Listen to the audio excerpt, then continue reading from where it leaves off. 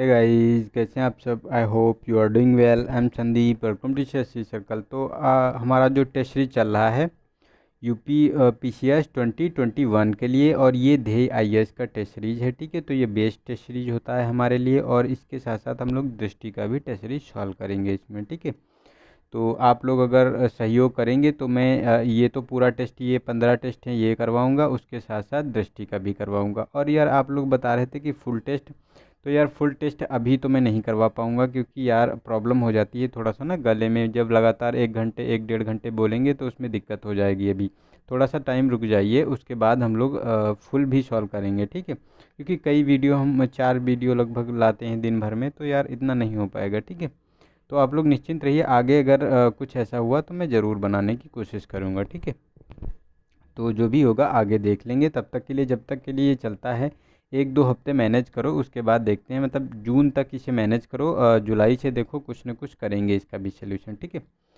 तो ये इसमें हम लोगों ने यहाँ 3 पार्ट इसके सॉल्व किए हैं। ठीक है, तो 90 क्वेश्चन तक हम लोगों ने सॉल्व कर लिए थे। अब इसमें क्या सॉल्व करेंगे, 90 से लगाकर हम 150 तक पूरे कंप्लीट करेंगे। तो आज 60 क्वेश्चन पूरे कंप्लीट करेंगे इसमें हम लोग। ठीक है, तो आप लोगों को अगर पसंद आ रहा है ये टेस्ट सीरीज जो मैं चला रहा हूँ, और आपको लग रहा है कि मैं मेहनत कर रहा हूँ, ठीक है, आप लोगों के लिए, तो थोड़ा सा यार लाइक कर दिया करो, और अपने दोस्तों को यार शेयर ज़रूर कर दीजिए। क्योंकि शेयर करोगे तो ज़्यादा तक इसकी जो ये ज़्यादा लोगों तक टेस्ट सीरीज पहुँच जाएगी, तो मुझे भी थोड़ा सा अच्छा लगेगा यार, ज़्यादा लोग देख लेंगे उसको। ठीक है, और देखो लाइक वाइक करने से मुझे कोई पैसा नहीं मिलता है। ठीक है, लाइक कर दोगे तो उसमें एक थोड़ी पॉजिटिविटी बनी रहती है कि हाँ आप लोग पसंद कर रहे हैं चीज़ों को। ठीक है, तो यार लाइक ज़रूर कर दिया करो और शेयर करो।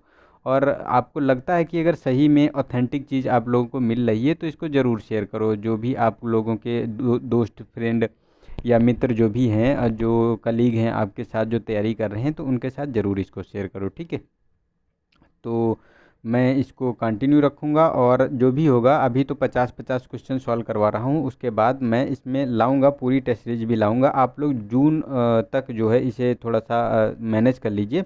जुलाई में कुछ न कुछ रिफॉर्म ज़रूर करेंगे इसमें। ठीक है, तो चलते हैं क्वेश्चन नंबर 91 पे। तो इसमें कहा गया कि निम्नलिखित कथनों पर विचार कीजिए। ठीक है, तो इसमें अगर बात करें तो फर्स्ट वाला स्टेटमेंट है कि सेंट्रल लेजिस्लेटिव असेंबली बम कांड। सेकेंड है कि हिंदुस्तान सोशलिस्ट रिपब्लिकन एसोसिएशन की स्थापना। और थर्ड है कि सॉन्डर्स की हत्या। और फोर्थ है हमारा चटगांव आर्मरी रेड। तो इसको कालानुक्रम में व्यवस्थित करना है कि जिस हिसाब से इनका गठन किया गया था। ठीक है, तो अगर इसमें बात करें तो देखो, ये जो सेंट्रल लेजिस्लेटिव असेंबली बम कांड की बात करें तो ये हुआ था आपका 1929 में। ठीक है, और ये हिंदुस्तान रिपब्लिक एसोसिएशन की बात करें तो ये हिंदुस्तान सोशलिस्ट रिपब्लिक एसोसिएशन थी, इसकी स्थापना हुई थी 10 दिसंबर 1928 को। ठीक है, और अगर ये सॉन्डर्स की हत्या की बात करें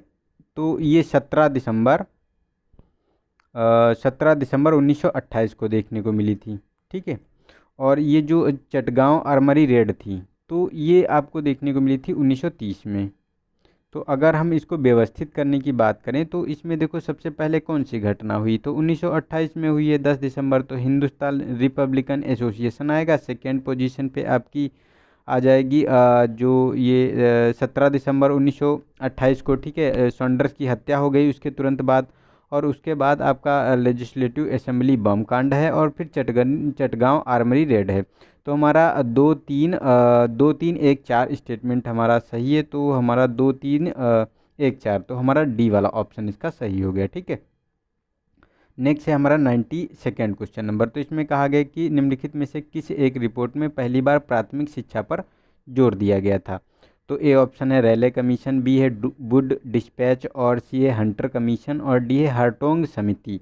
तो इसमें अगर बात करें तो ये जो हंटर कमीशन आया था, तो इसी में इस पहली बार जो है प्राथमिक शिक्षा की बात कही गई थी। और ये जो वुड डिस्पैच था उसका रिव्यू भी करना था। और ये वुड डिस्पैच की बात करें तो ये 1854 में आया था, और ये जो हंटर कमीशन था ये 1882 में आया था। ठीक है, नेक्स्ट है हमारा क्वेश्चन नंबर। और यार ये आप लोग बताओ कि ये मतलब जो मैं टेस्ट सॉल्व करवा रहा हूँ, जितने स्पीड में हम लोग चल रहे हैं, ये स्पीड ठीक तो है ना? आप लोग मतलब साथ साथ चल पा रहे हैं? अगर स्पीड ज़्यादा हो तब भी बता दीजिए, तो उसको मैं कम कर दूंगा थोड़ी सी, ठीक है। मुझे लगता है कि ज़्यादा टाइम वेस्ट हो जाएगा, इसलिए मैं जल्दी जल्दी सॉल्व करवाने की कोशिश करता हूँ, ठीक है। तो आप लोग जैसा भी आप लोगों के लिए सूटेबल हो तो बता देना, ठीक है। नेक्स्ट है 93rd क्वेश्चन नंबर। तो इसमें जलियांवाला बाग हत्याकांड की जांच के लिए मदन मोहन मालवीय की अध्यक्षता में बनाई गई समिति का सदस्य कौन नहीं था, एक इसमें से, ठीक है। तो ए ऑप्शन है मोतीलाल नेहरू, बी है महात्मा गांधी, सी आर दास सी ऑप्शन, और डी है अबुल कलाम आज़ाद। तो देखो इसमें अबुल कलाम आज़ाद इसमें शामिल नहीं थे, मोतीलाल नेहरू, महात्मा गांधी और सी आर दास तीनों लोग इसमें जलियांवाला बाग हत्याकांड जो था इसकी समिति में थे, ठीक है। तो हमारा डी वाला ऑप्शन सही हो गया, क्योंकि इसमें नहीं पूछा गया है, ठीक है।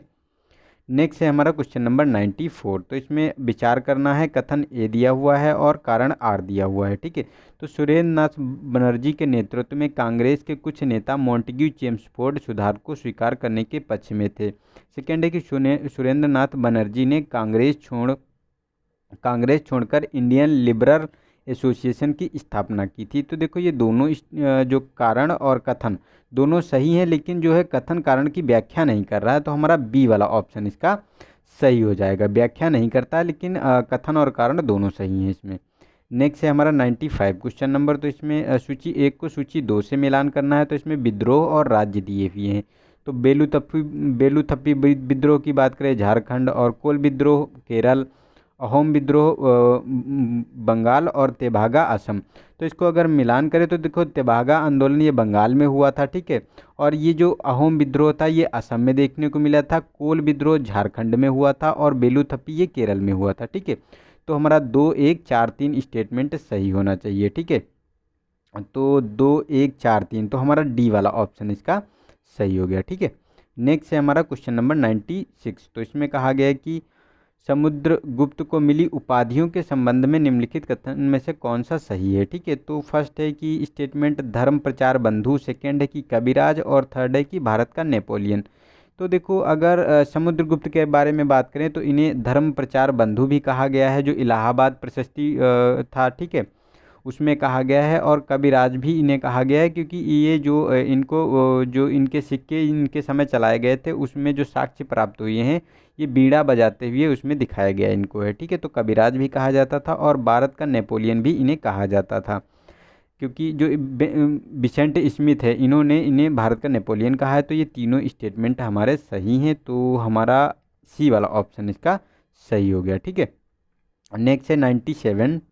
तो इसमें कथन और कारण बताना है इसमें। तो गर्भवती महिलाओं को विशेषकर पहली तिमाही में उनके आहार में हरे पत्तों वाली सब्जियां पर्याप्त मात्रा में लेने की सलाह दी जाती है। और आर है कि हरे पत्ते वाली सब्जियां फोलिक अम्लों के प्रचुर स्रोत होती हैं, जो डीएनए संश्लेषण हेतु आवश्यक होती हैं। तो इसमें कौन सा स्टेटमेंट सही है ये बताना है। तो देखो ये हमारा सेकेंड वाला स्टेटमेंट गलत है, क्योंकि ये जो फोलिक एसिड होता है वो ब्लड को बढ़ाता है, ना कि मतलब डीएनए संश्लेषण के लिए। तो ये गलत हो गया। और फर्स्ट वाला हमारा सही है, एक कथन कि हरे पत्ते वाली सब्जियां लेने के लिए कहा जाता है पहली तिमाही में गर्भवती महिलाओं को, ठीक है। तो हमारा जो कथन ए सही है, लेकिन आर गलत है, तो हमारा सी वाला ऑप्शन इसका सही हो गया। नेक्स्ट है 98 में। तो इसमें कहा गया कि निम्नलिखित में से कौन सी एक प्रोटीन की कमी से होने वाला रोग है। तो जीरोथैलेमिया है, ए ऑप्शन, बी है हिमारेज, और क्वाशिक्योर, और ये निक्टालोपिया। तो इसमें अगर प्रोटीन की कमी से होने वाला रोग की बात करें तो ये क्वाशिकोर जो रोग होता है, ठीक है, ये प्रोटीन की कमी से होता है, तो हमारा सी वाला ऑप्शन सही हो गया। और ये जीरोथैलेमिया जो होता है ये विटामिन ए की कमी से होता है, नेत्र संबंधी रोग होता है ये। और हिमोरेज की बात करें तो ये विटामिन के से संबंधित होता है, जो रक्त स्राव की स्थिति जो होती है। और निक्टालोपिया की बात करें तो ये रतौंधी रोग होता है, विटामिन ए से संबंधित होता है, ठीक है। नेक्स्ट है हमारा क्वेश्चन नंबर 99। तो इसमें रासायनिक नाम दिए हुए हैं और उसके व्यापारिक नाम दिए हुए हैं। तो ए ऑप्शन है हमारा कैल्शियम कार्बोनेट, संगमरमर, सोडियम हाइड्रोक्साइड, कास्टिक सोडा, और सोडियम बाइकार्बोनेट, बेकिंग सोडा, और कैल्शियम सल्फेट चॉक।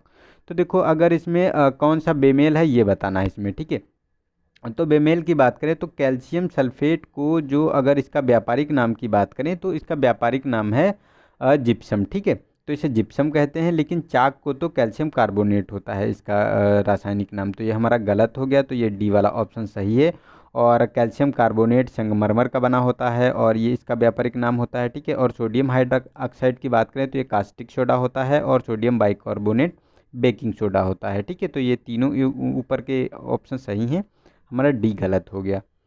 नेक्स्ट है 100 क्वेश्चन नंबर। तो इसमें कहा गया है कि निम्नलिखित में से किस एक को भ्रम उत्पन्न करने वाली दवा के रूप में जाना जाता है। तो ए ऑप्शन है ल्यूसाइड, बी है एलएसडी और सी है पैरिल्डिहाइड और यूरोट्रोपिन, डी ऑप्शन है। तो इसमें अगर भ्रम उत्पन्न करने वाली दवा की बात करें तो हमारा जो ये एलएसडी होता है, ठीक है, यही भ्रम उत्पन्न करता है, तो हमारा बी वाला ऑप्शन हो गया सही। और एलएसडी का फुल फॉर्म की अगर हम बात करें तो इसे लाइसर्जिक एसिड डाईथाइलेमाइड कहते हैं, ठीक है। तो इसके द्वारा भ्रम उत्पन्न किया जाता है। नेक्स्ट है 101 क्वेश्चन नंबर। तो इसमें कहा गया कि इंडियन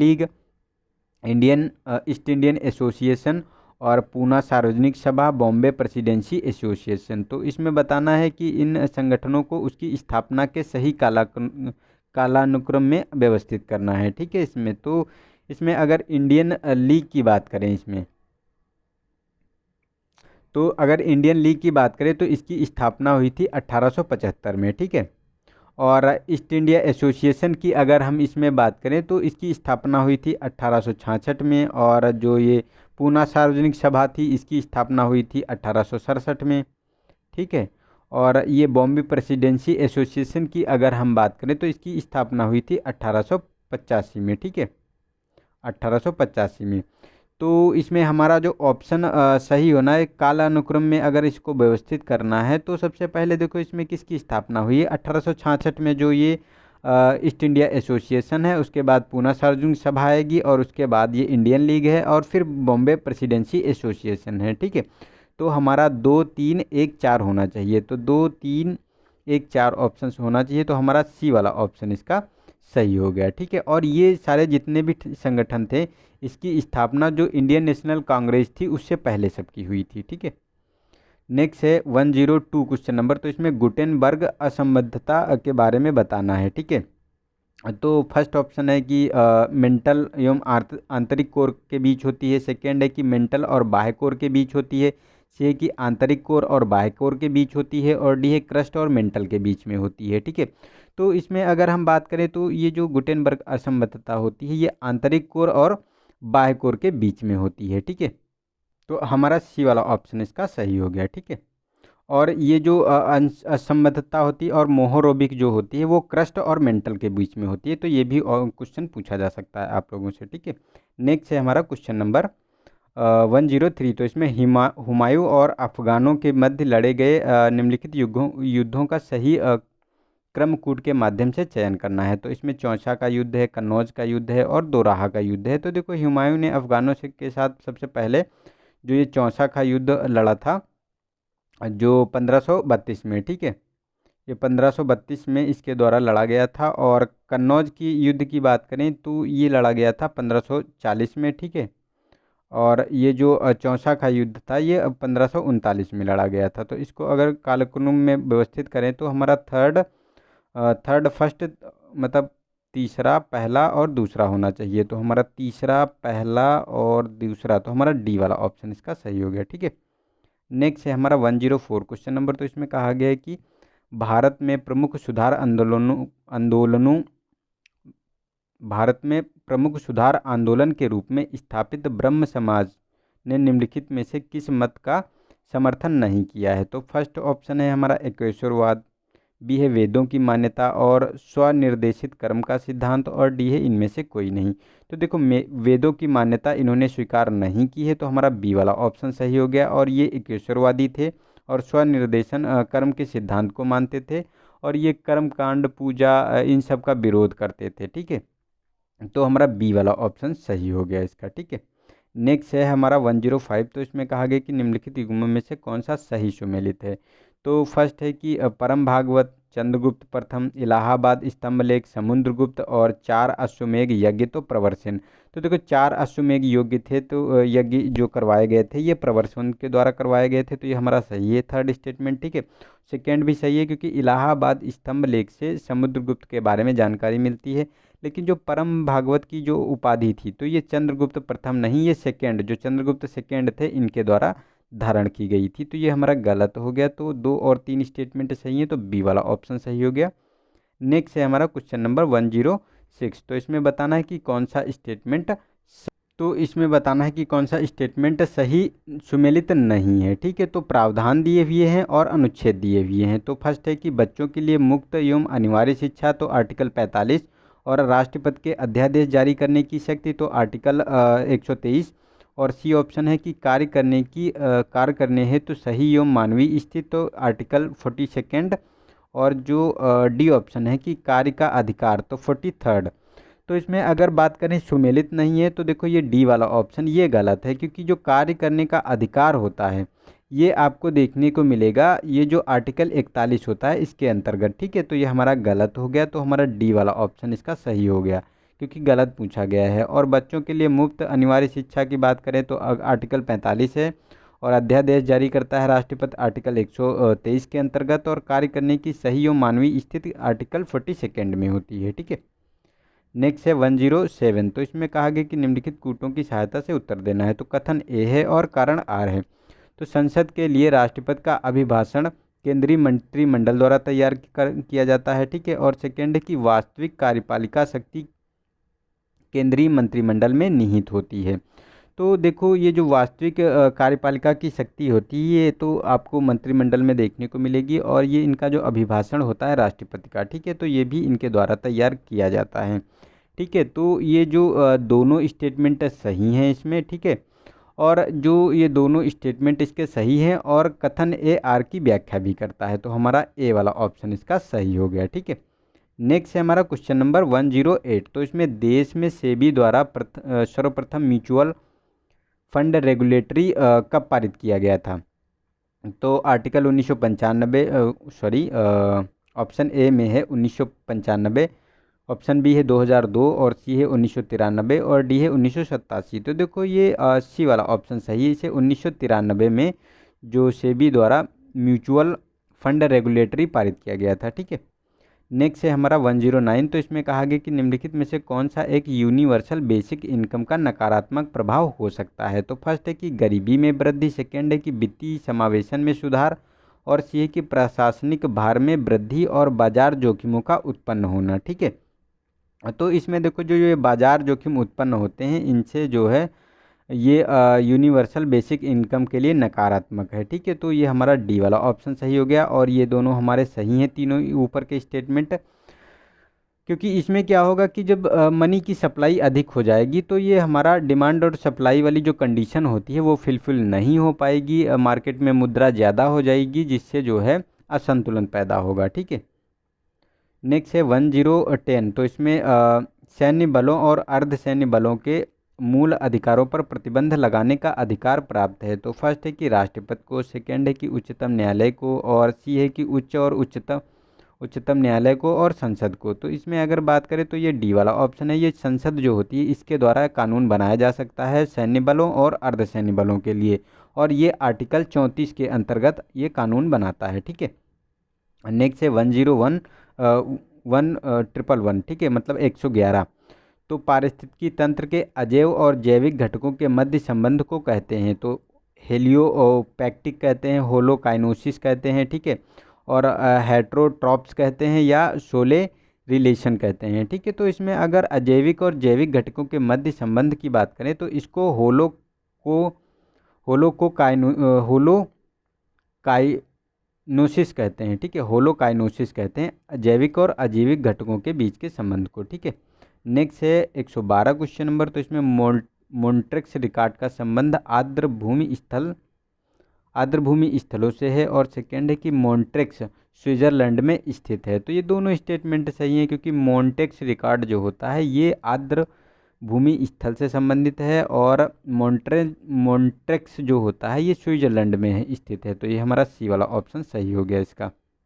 नेक्स्ट है कि ददरी के पशु मेले का आयोजन किया जाता है। तो ए ऑप्शन है हमारा गोरखपुर में, बी बलिया में है, और आगरा है, और मेरठ है। तो इसमें अगर बात करें तो ये बलिया में इसका आयोजन किया जाता है ददरी मेले का। ठीक है, नेक्स्ट है 114 क्वेश्चन नंबर। तो इसमें भारतीय राज्यों में कौन कर्क रेखा के उत्तर में स्थित है?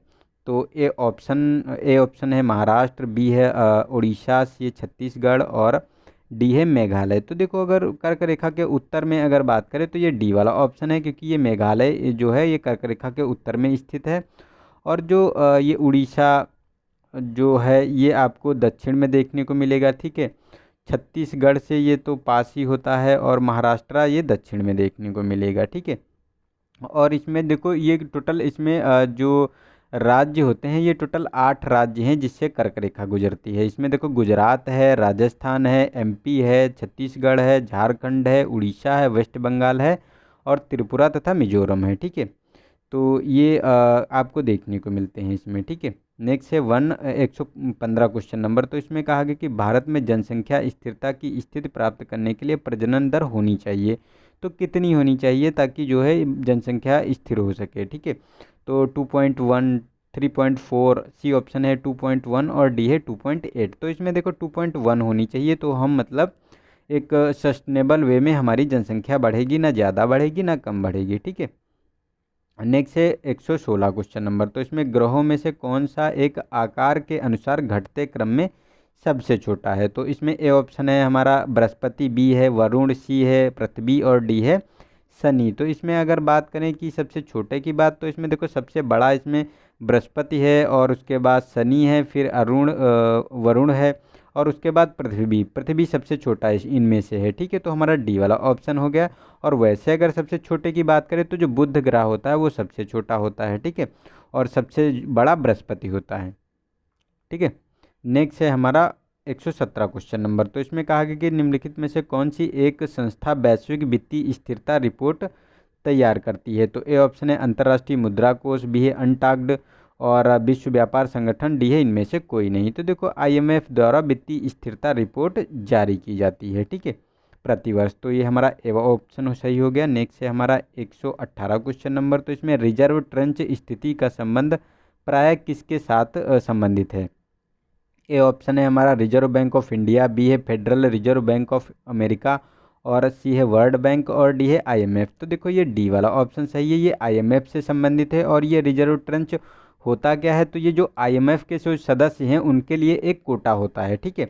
तो उसी के संबंध में ये होता है रिजर्व ट्रेंच। नेक्स्ट है हमारा 119 क्वेश्चन नंबर। तो इसमें बताना है कि कौन सा स्टेटमेंट जो है जो एक जर्नल के कार्यकाल की ये घटनाओं से संबंधित हैं, ये तीनों स्टेटमेंट, ठीक है। तो पंजाब का कूका विद्रोह था और कृषि एवं वाणिज्य विभाग का गठन था, भारतीय सांख्यिकी सर्वेक्षण का गठन था, ठीक है। तो ये तीनों घटनाएं जो है किसके कार्यकाल में हुई हैं। तो ए ऑप्शन है हमारा लॉर्ड मियो, बी है लॉर्ड लिटन और सी है लॉर्ड कर्जन और डी है लॉर्ड रिपन। तो इसमें देखो ये ए वाला ऑप्शन सही है, जो लॉर्ड मियो था, ठीक है, इसी के शासनकाल में ये चीज़ें देखी गई थी, ठीक है। नेक्स्ट है हमारा 120 क्वेश्चन नंबर। तो इसमें कहा गया कि निम्नलिखित में से कौन सा एक बॉक्साइट के संचित भंडार में विश्व में प्रथम स्थान है। तो ए ऑप्शन है हमारा ऑस्ट्रेलिया, बी है गिनी, सी है ब्राज़ील और डी है चाइना। तो देखो अगर भंडार की दृष्टि से बात करें तो ये गिनी सबसे ज़्यादा, इसमें यहाँ लगभग विश्व का 30% आपको भंडार बॉक्साइट का देखने को मिलेगा। लेकिन अगर प्रोडक्शन में बात करें जो बॉक्साइट होता है तो ये ऑस्ट्रेलिया पर फर्स्ट पोजीशन पे है, ठीक है। तो ये दोनों चीज़ें आप लोगों को याद रखनी है, ठीक है। नेक्स्ट है 121 मतलब 121 क्वेश्चन नंबर में बताना है कि विश्व में गेहूं की उच्चतम उत्पादकता वाला देश, उत्पादकता मतलब जो प्रोडक्टिविटी होती है, ठीक है। तो ए ऑप्शन है हमारा आयरलैंड, बी है चाइना, सी है ऑस्ट्रेलिया और डी है कनाडा। तो देखो अगर प्रोडक्टिविटी की दृष्टि से बात करें तो गेहूं में ये आयरलैंड सबसे फर्स्ट पोजीशन पे है। अगर प्रोडक्शन में बात करें तो ये चाइना में है, ठीक है, फर्स्ट पोजीशन पे। तो ये दोनों चीज़ें याद रखनी है, ठीक है। नेक्स्ट है 122। तो इसमें कहा गया कि हाइड्रोमीटर के संबंध में कौन सा स्टेटमेंट सही है। तो फर्स्ट है कि यह प्लावन के सिद्धांत पर कार्य करता है। सेकेंड है कि इसकी सहायता से वायुमंडल में नमी को मापा जाता है। तो देखो जो वायुमंडल की नमी है इसको मापने के लिए हाइग्रोमीटर का इस्तेमाल किया जाता है। लेकिन हाइड्रोमीटर जो होता है इससे जो अपेक्षित घनत्व मापा जाता है, ठीक है। तो ये हमारा गलत हो गया स्टेटमेंट सेकेंड वाला, और फर्स्ट वाला हमारा सही है क्योंकि ये उत्प्लवन के सिद्धांत पर कार्य करता है। तो ये ए वाला ऑप्शन सही हो गया इसका। नेक्स्ट है 123। तो इसमें क्रिकेट की बाइबिल माने जाने वाले विजडन पत्रिका द्वारा हाल ही में आईसीसी की ऑल टाइम सर्वश्रेष्ठ रैंकिंग के आधार पर सर्वश्रेष्ठ वनडे एकादश में शामिल एकमात्र भारतीय खिलाड़ी है। तो कौन एकमात्र भारतीय खिलाड़ी है? तो ए ऑप्शन है हमारा सुनील गावस्कर है, बी है कपिल देव है, सी है सचिन तेंदुलकर है और डी है अनिल कुंबले हैं। ठीक है, तो इसका देखो बी वाला ऑप्शन सही है, ये कपिल देव को माना जाता है। ठीक है, ये एकमात्र खिलाड़ी हैं जिन्हें ऑल टाइम सर्वश्रेष्ठ रैंकिंग के आधार पर सर्वश्रेष्ठ वनडे एकादशा में शामिल किया गया है। ठीक है, नेक्स्ट है 124 क्वेश्चन नंबर। तो इसमें कृषि एवं किसान कल्याण मंत्रालय द्वारा हाल ही में भारत के किस केंद्र शासित प्रदेश को जैविक क्षेत्र घोषित किया गया है? तो फर्स्ट ए ऑप्शन है लक्षद्वीप, सेकंड है जम्मू कश्मीर, बी सी है अंडमान निकोबार और डी है पांडिचेरी। तो इसमें देखो जैविक क्षेत्र जो घोषित किया गया है ये लक्षद्वीप को घोषित किया गया है कृषि मंत्रालय के द्वारा, और ये मतलब पहला केंद्र शासित प्रदेश है। ठीक है, नेक्स्ट है हमारा 125 क्वेश्चन नंबर। तो इसमें यूनेस्को द्वारा हाल ही में किस देश की हॉकर संस्कृति को मानवता की अमूर्त संस्कृत विरासत के रूप में सूचीबद्ध किया गया है? तो इसमें देखो जो हॉकर संस्कृति के संबंध में देखो थाईलैंड है ए ऑप्शन, बी है सिंगापुर और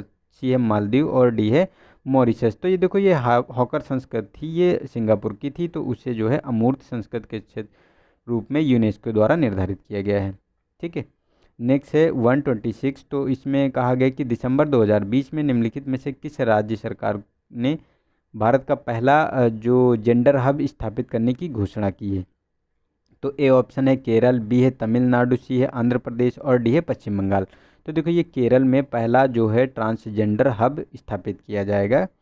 ठीक है, नेक्स्ट है 127। तो हाल ही में एनटीपीसी द्वारा सुबनश्री जल परियोजना को मार्च 2020 तक प्रारंभ होने का अनुमान व्यक्त किया गया है। सुबनश्री जल विद्युत परियोजना स्थित है तो कहाँ पे ये स्थित है? तो ए ऑप्शन है असम और पश्चिम बंगाल की सीमा पर, सेकंड बी है कि सिक्किम और भूटान की सीमा पर, और सी है कि असम और अरुणाचल प्रदेश की सीमा पर, और डी है मेघालय और अरुणाचल प्रदेश की सीमा पर। ठीक है, तो इसमें अगर बात करें तो देखो ये असम और अरुणाचल प्रदेश की सीमा पर स्थित है। ठीक है, तो हमारा सी वाला ऑप्शन इसका सही हो गया। ठीक है, नेक्स्ट है हमारा 128। तो इसमें कहा गया है कि कौन सा स्टेटमेंट सही है ये बताना है। ठीक है, तो फर्स्ट है कि उपन्यास सग्गी वैन को वर्ष 2020 के लिए बुकर पुरस्कार से सम्मानित किया गया है। सेकेंड है कि उपन्यास सग्गी वैन के लेखक स्कॉटलैंड के डगलस स्टुअर्ट हैं। तो देखो दोनों स्टेटमेंट सही है क्योंकि स्टुअर्ट डगलस ने सग्गी वैन का जो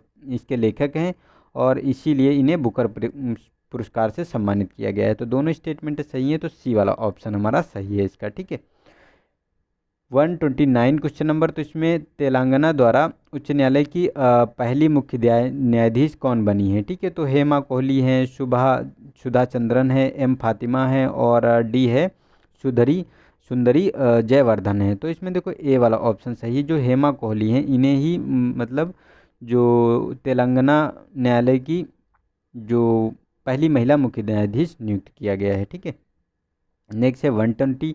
तो इसमें हाल ही में भारत के किस राज्य में देश के प्रथम पॉलिनेटेड पार्क का उद्घाटन किया गया है? तो कहाँ पॉलिनेटेड पार्क बनाया गया है? तो इसमें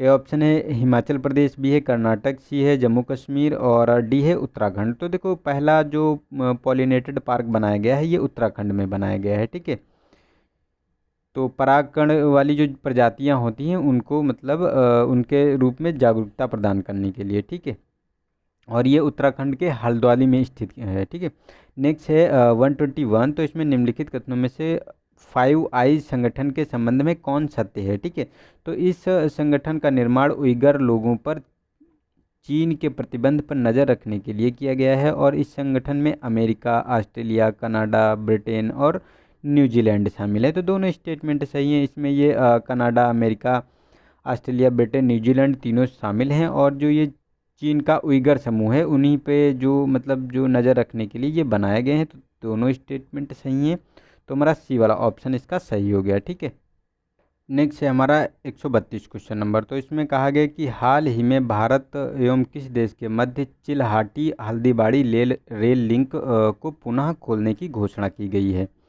तो देखो इसमें ए ऑप्शन है हमारा अफ़गानिस्तान, पाकिस्तान, नेपाल या बांग्लादेश। तो देखो ये बांग्लादेश के साथ शुरू की जा रही है, ठीक है।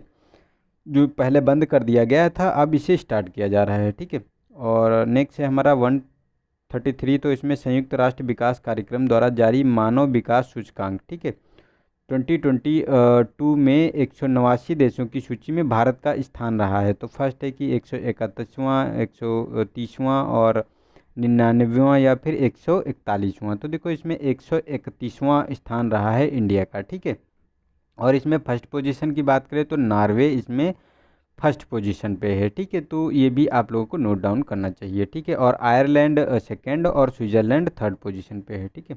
नेक्स्ट है 134, तो इसमें दिसंबर 2020 में एथनोलॉग द्वारा जारी रिपोर्ट के अनुसार हिंदी को विश्व में बोली जाने वाली भाषा के रूप में कौन सा स्थान प्राप्त हुआ है। तो फर्स्ट है कि दूसरा, सेकेंड, तीसरा और सी है चौथा और डी है प्रथम। तो इसमें देखो तीसरा स्थान प्राप्त हुआ है, प्रथम इसमें अंग्रेजी भाषा को मिला है स्थान और दूसरा ये मंडारिन चीनी को मिला है, ठीक है।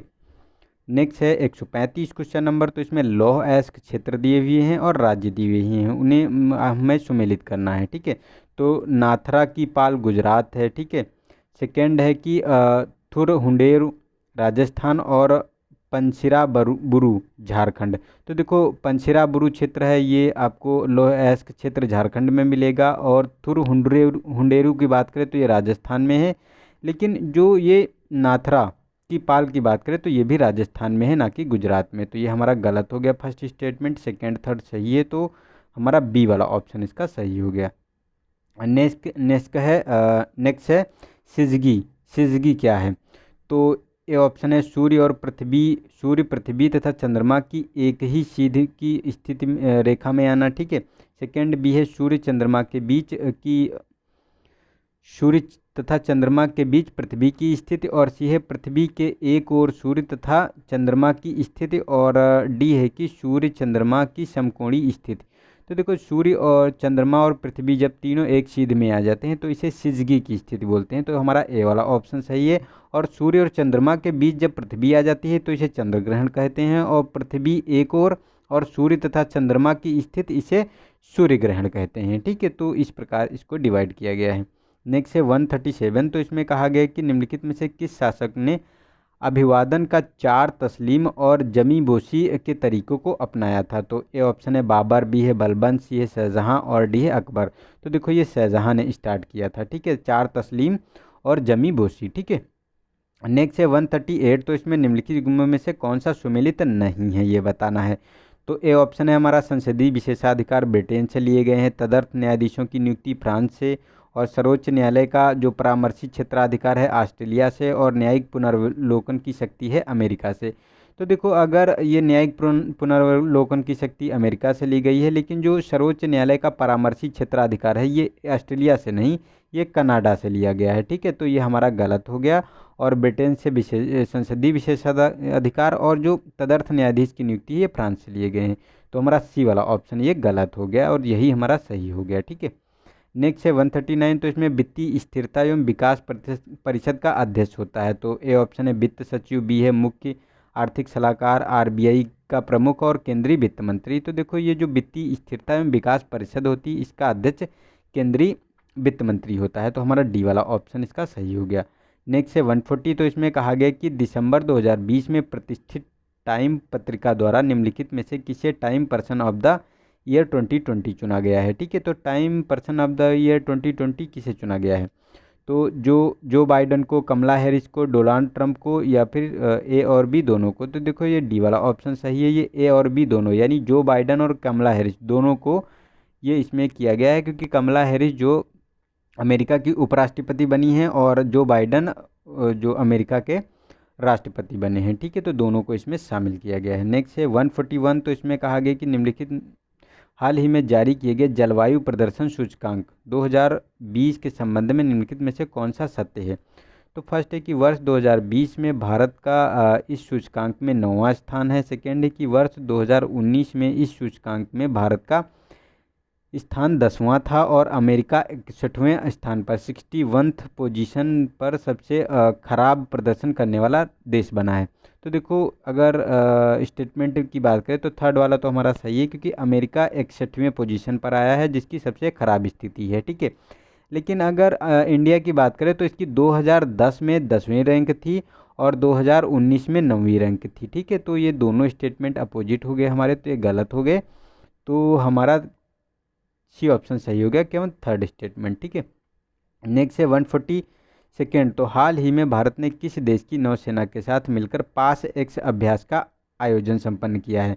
तो इजराइल हो गया, रूस हो गया, ग्रेट ब्रिटेन हो गया, या यूएसए है। तो देखो ये जो यूएसए और इंडिया की नौसेना ने ये अभ्यास शुरू किया है, तो ये मतलब बी वाला ऑप्शन सही हो गया, रूस के साथ। नेक्स्ट है 143। तो इसमें कहा गया कि किस भारतीय मूल के व्यक्ति को WHO फाउंडेशन के पहले मुख्य कार्यकारी अधिकारी के रूप में नियुक्ति मिली है? ठीक है, तो ए ऑप्शन है अनिल सोनी, बी है हमारा रमेश चंद्र, सी है दीपक आहूजा, और डी है सौम्या स्वामीनाथन। तो देखो ये हमारा ए वाला ऑप्शन है, जो ये अनिल सोनी है, इन्हीं को नियुक्ति मिली है WHO की फाउंडेशन के पहले मुख्य कार्यकारी जो अधिकारी बने हैं ये। ठीक है, नेक्स्ट है 144। तो इसमें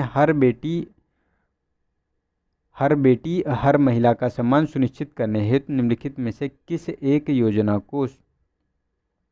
योजना की शुरुआत उत्तर प्रदेश में हाल ही में की गई है? ठीक है, तो ये किसके द्वारा ये योजना की स्टार्ट की गई है? ठीक है, तो मिशन शक्ति के अंतर्गत, या फिर नारी सुरक्षा के अंतर्गत, या बेटी है तो कल है, और मिशन स्वाभिमान। तो देखो ये मिशन शक्ति के अंतर्गत उत्तर प्रदेश के मुख्यमंत्री योगी आदित्यनाथ के द्वारा ये स्टार्ट किया गया है। ठीक है, बेटी और हर महिला। ठीक है, हर बेटी हर महिला। ठीक है, और इसे बलरामपुर से स्टार्ट किया गया है योगी द्वारा। ठीक है, नेक्स्ट है 145। तो इसमें उत्तर प्रदेश से गुजरने वाले प्रमुख राष्ट्रीय राजमार्ग NH2 पर निम्नलिखित में से कौन सा एक शहर स्थित नहीं है? तो फर्स्ट है कि प्रयागराज, सेकंड है कि मथुरा, सी है हमारा आगरा, और डी है बरेली। तो देखो इसमें बरेली इस पे स्थित नहीं है, तो हमारा डी वाला ऑप्शन हो गया। इस पे मथुरा, प्रयागराज, बरेली, और इसके साथ साथ दिल्ली हो गया, आगरा हो गया, कानपुर हो गया, और प्रयागराज तो हो ही गया। ठीक है, वाराणसी हो गया, और ये सब मतलब इस पे स्थित हैं। ठीक है, नेक्स्ट है हमारा 146। तो इसमें कहा गया कि निम्नलिखित में से किस प्रकार के बायोम में सीमित संख्या में वनस्पति उपलब्ध है? तो ए ऑप्शन है हमारा टैगा, बी है टुंड्रा, सी है सवाना, और इनमें से कोई नहीं। तो देखो इसमें अगर बात करें तो टुंड्रा जो होता है यहाँ बहुत ठंड होती है, बहुत शीत क्षेत्र होता है। ठीक है, तो यहाँ पे बायोम बहुत सीमित संख्या में होते हैं।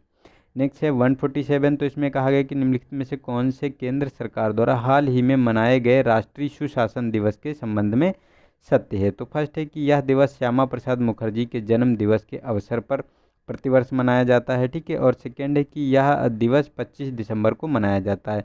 तो देखो ये जो राष्ट्रीय सुशासन यानी नेशनल गवर्नेंस डे की बात करें तो ये 25 दिसंबर को मनाया जाता है। तो सेकेंड स्टेटमेंट तो सही है, लेकिन फर्स्ट गलत है, क्योंकि इसे श्यामा प्रसाद मुखर्जी के जन्म दिवस पर नहीं मनाया जाता है, बल्कि जो पूर्व प्रधानमंत्री अटल बिहारी वाजपेयी के जन्म दिवस पर मनाया जाता है। तो हमारा बी वाला ऑप्शन इसमें सही हो गया। नेक्स्ट है हमारा 148। तो इसमें कहा गया कि निम्नलिखित में से किस प्रकार की मृदा में लौह तथा एल्युमिनियम की अधिकता पाई जाती है? तो ए ऑप्शन है हमारा जलोढ़ मृदा, बी है काली मृदा, सी है लेटराइट मृदा, और डी है पीत मृदा। तो इसमें देखो ये सी वाला ऑप्शन सही है, जो ये लेटराइट मृदा होती है। ठीक है, इसमें एल्युमिनियम और लौह की अधिकता पाई जाती है इसमें। ठीक है, लेकिन इसमें अगर कमी की बात करें तो देखो इसमें नाइट्रोजन, पोटास, चूना और जैविक जो पदार्थ होते हैं इनकी कमी देखी जाती है इसमें। ठीक है, नेक्स्ट है 149। तो इसमें कहा गया कि निम्नलिखित ऑस्ट्रेलियाई शहरों में कौन एक पश्चिमी तट पर स्थित है?